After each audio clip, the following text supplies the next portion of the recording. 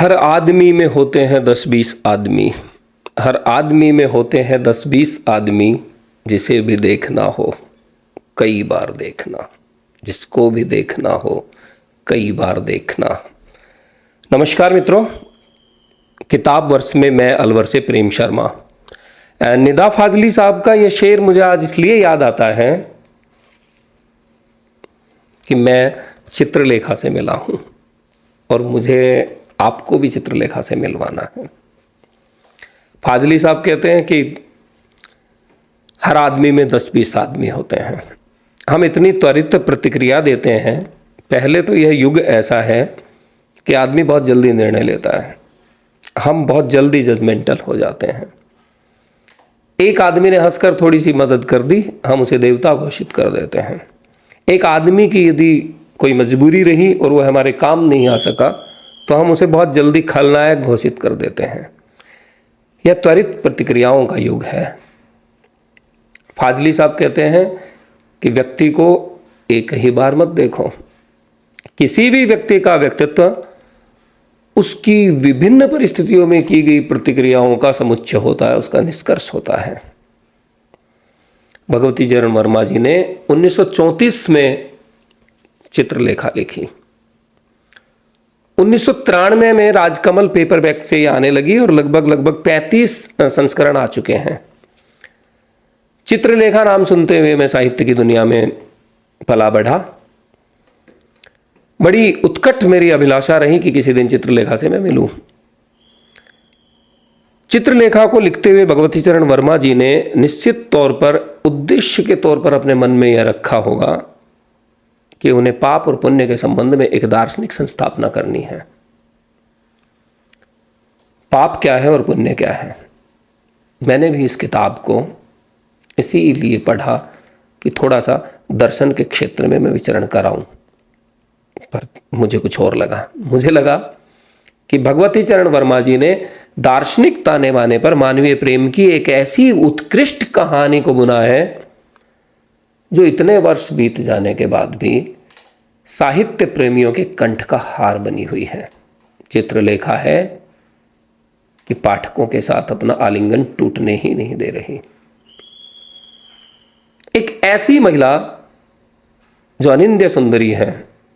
देखिए मित्रों, आपको चित्रलेखा के लिए मौर्य साम्राज्य के काल में जाना होगा। चंद्रगुप्त मौर्य के काल की यह कहानी है और इस कहानी के 3 मुख्य पात्र हैं: चित्रलेखा, सामंत बीजगुप्त, योगी कुमारगिरी। कहीं ना कहीं वर्मा जी ने यह दिखाने का प्रयत्न किया है कि पाप और पुण्य कुछ नहीं होता। पाप और पुण्य केवल परिस्थितिगत किए गए हमारे आचरण को लोक कैसे देखता है, इस बात पर निर्भर करता है। अपने इसी उपन्यास में एक संस्थापना वे करते हैं कि व्यक्ति की अंतरात्मा निरपेक्ष नहीं है, वह समाज सापेक्ष है। आज भारत का आदमी अलग प्रकार का अंतःकरण लेकर बैठा है, अंतरात्मा लेकर बैठा है। अंतरात्मा की आवाज पर वह जो कृत्य करेगा, वह कृत्य यूरोप में बैठे हुए आदमी के अंतरात्मा की आवाज से अलग होगा, अमेरिका में बैठे हुए के अलग होगा, चाइना में जो लोग बैठे हैं उनकी अंतरात्मा अलग किस्म की होगी।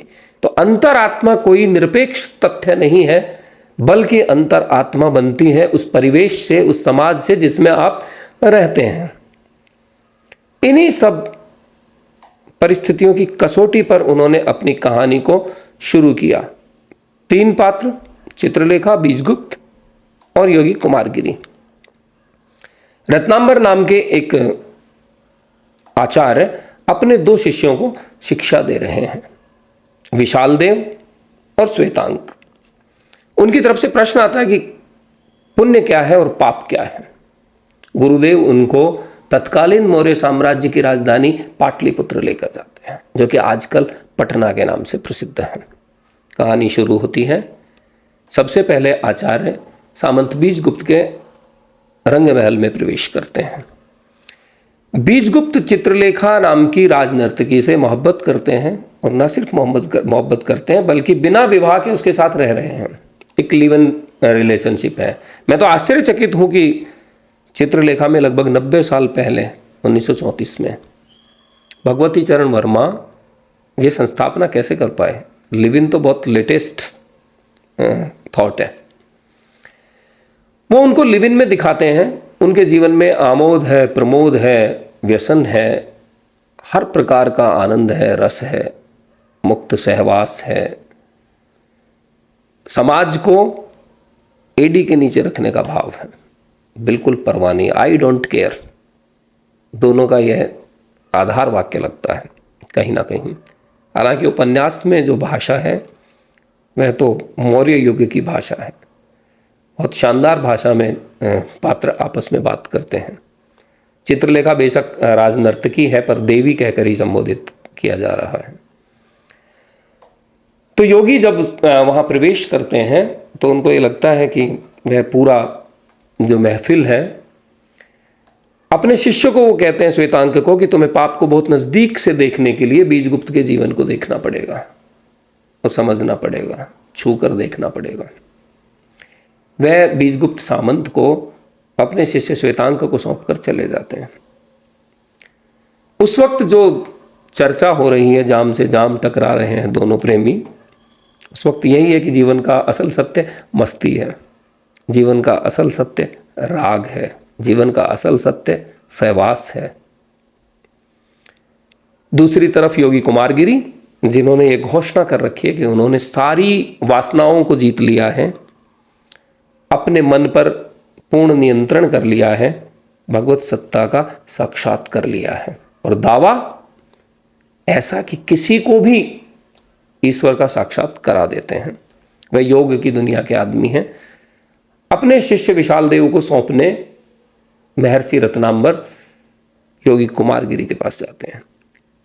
दोनों शिष्य जीवन की परिस्थितियों में रहते हुए एक साधु के पास है और एक ऐसे व्यक्ति के पास है जिसे देखकर किसी भी नैतिक व्यक्ति के मन में जुगुप्सा जग सकती है कि यह कैसा जीवन है, यह तो बिल्कुल पतित जीवन है, यह तो कहीं ना कहीं संस्कृति को भ्रष्ट करने वाला जीवन है, समाज को खराब करने वाला जीवन है। बाहर से सतही तौर पर देखने पर जहां पाप ही पाप दिखाई देता है, एक शिष्य वहां है, और एक शिष्य वहां है जहां ऊपरी तौर पर देखने से पुण्य के सिवा कुछ दिखाई नहीं देता, और घोषणाएं भी इसी किस्म की हैं। बीजगुप्त ने जीवन को सर्वांग समता में स्वीकार किया है और जीवन को निचोड़ लेने को तैयार है, चित्रलेखा भी और बीजगुप्त भी। कुमारगिरी जीवन से दूर भगे हुए हैं और उन्होंने अपने लिए कल्पना का एक नया संसार बना लिया है। इहलोक के बाद जो दूसरा लोक मिलेगा वहां कोई ठीक ठाक सी व्यवस्था होगी, ठीक ठाक से फ्लैट लेंगे। इस सब के बीच कहानी आगे बढ़ती है। दोनों शिष्य उस ट्रेनिंग पीरियड के दौरान उस व्यवस्था का हिस्सा बन जाते हैं। बीजगुप्त के सानिध्य में जो श्वेतांक रहता है वह मदिरापान भी सीखता है, इश्क भी सीखता है, चित्रलेखा की तरफ भी आकर्षित होता है। जो दूसरा शिष्य है विशाल देव, जो कुमारगिरी के साथ, वह योग भी सीखता है, संयम भी सीखता है, नियम भी सीखता है। इस बीच कहानी में प्रेम त्रिकोण बनता है। चित्रलेखा जो कि पति के साथ कभी प्रेम में रही थी और समर्पण भाव में रही थी, उसने प्रेम को पति के साथ पहली बार देखा और सेवा को ही प्रेम माना, समर्पण को ही प्रेम माना।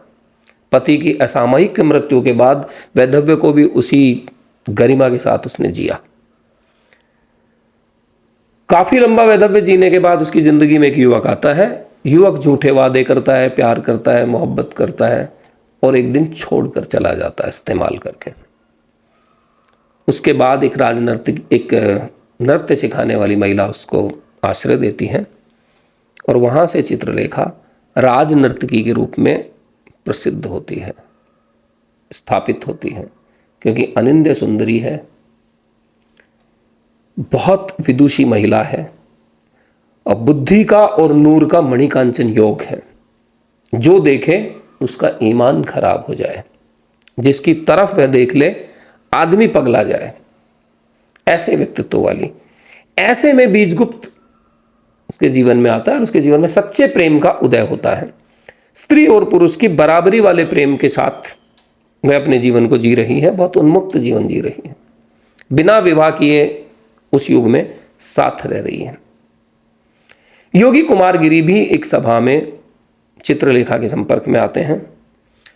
चित्रलेखा अपने दार्शनिक प्रश्नों से योगी को परास्त करती है, बावजूद इसके उसके मन में योगी के प्रति आकर्षण पैदा होता है। ध्यान रहे, मैं आकर्षण कह रहा हूं, प्रेम नहीं कह रहा। उस आकर्षण के चलते वह योग की दुनिया में प्रवेश करती है।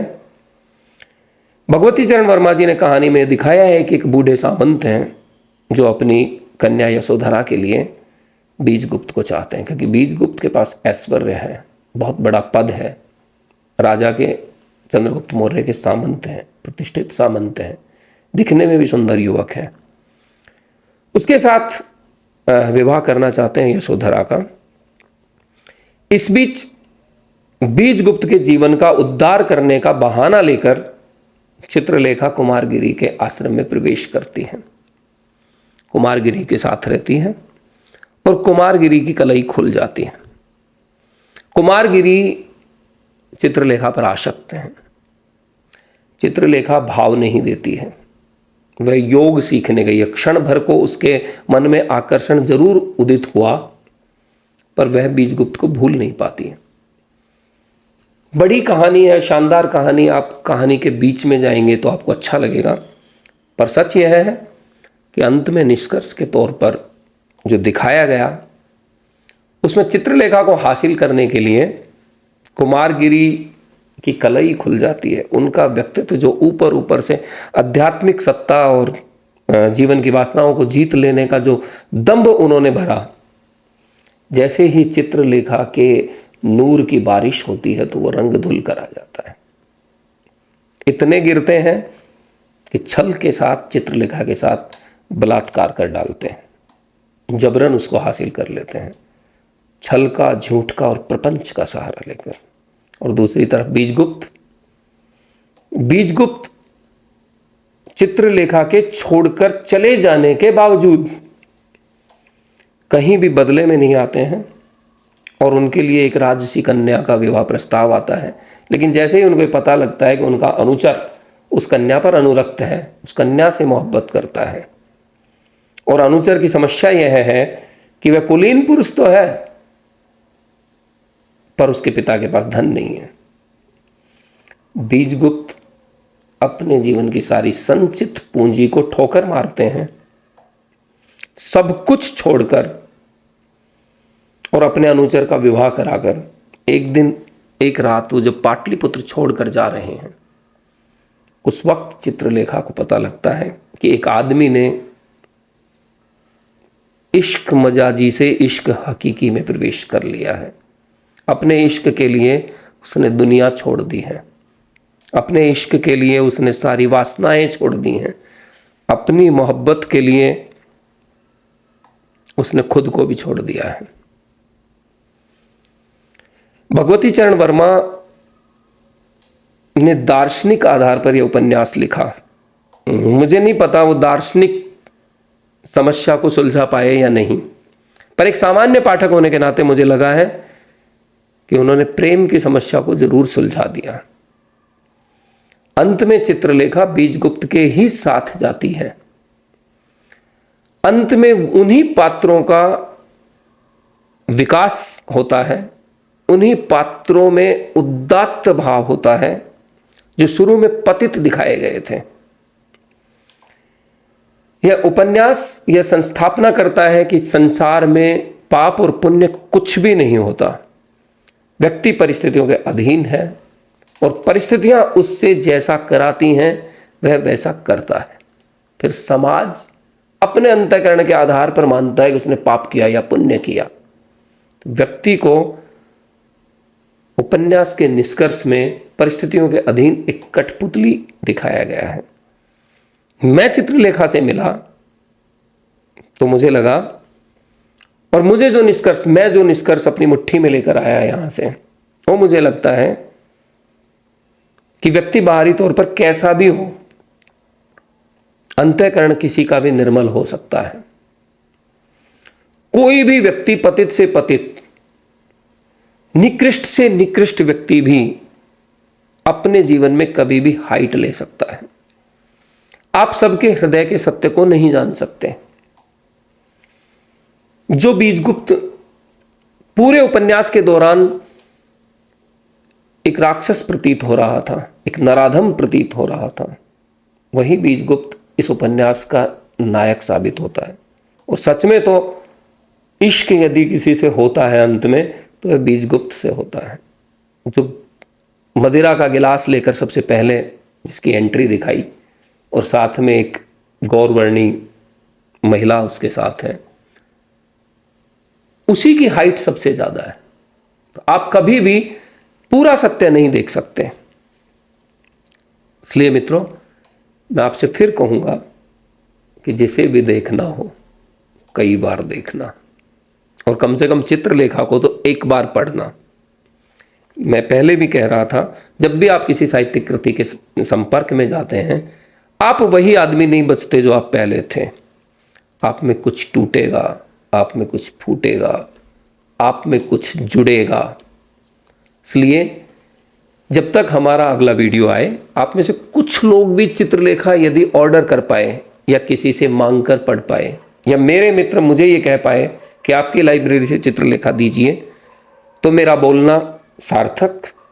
मोबाइल पर इतनी देर से मुझ जैसे साधारण आदमी को देखना आपके लिए सार्थक। मैं प्रेम शर्मा आपसे विदा लेता हूं। अगली बार किसी ऐसी ही कृति के साथ फिर मिलूंगा। बहुत शुक्रिया, बहुत शुक्रिया, बहुत शुक्रिया।